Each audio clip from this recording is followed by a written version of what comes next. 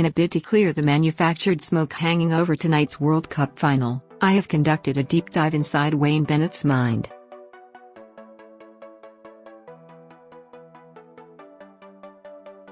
Following England's semi-final triumph over Tonga, Bennett was quizzed on whether his side could compete with Australia, to which he confidently replied probably not.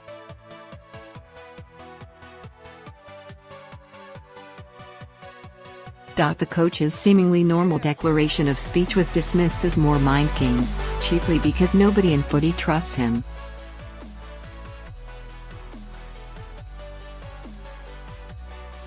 This is for two reasons: because he has repeatedly fleeced us, and because he is a non-drinker.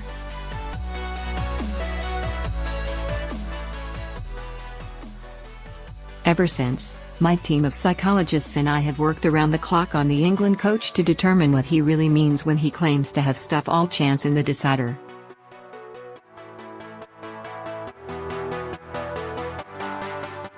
But let me begin with this warning: delving inside the mind of a sexagenarian football coach is not a task for the faint-hearted.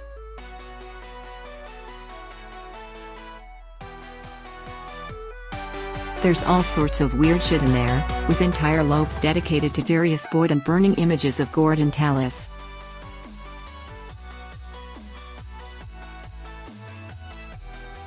Frankly, now it's over, I feel like a highly strung return serviceman. So what does Bennett mean when he says probably not? Is it mental gymnastics? Is it even English?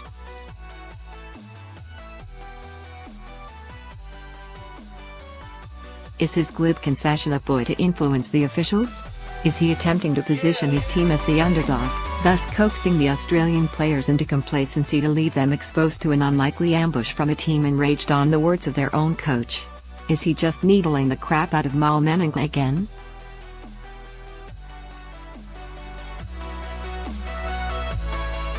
After weighing up his vital behavioral traits, a love of subterfuge, tap water and naming TBA for origin, we came up to this concerning psychoanalytical outcome: Wayne Bennett is being honest.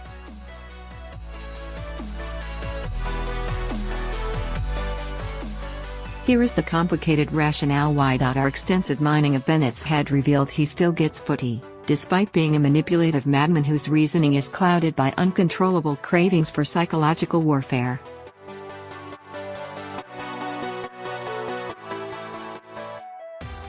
The provisional diagnosis was a weak bout of Brian Smith syndrome. Nevertheless, when his side is set to push shit uphill without key personnel against a stingy opponent they haven't defeated in decades, he knows he's probably screwed.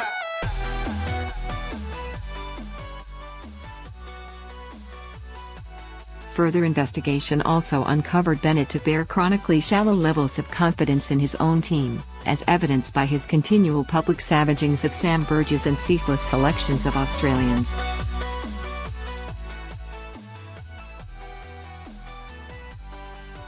Combine these factors with Aussie conditions and a hometown referee, and Bennett's probably not is simply an earnest hypothesis, not some cerebral tactic that will somehow inspire his side to stick it up the haters, like himself.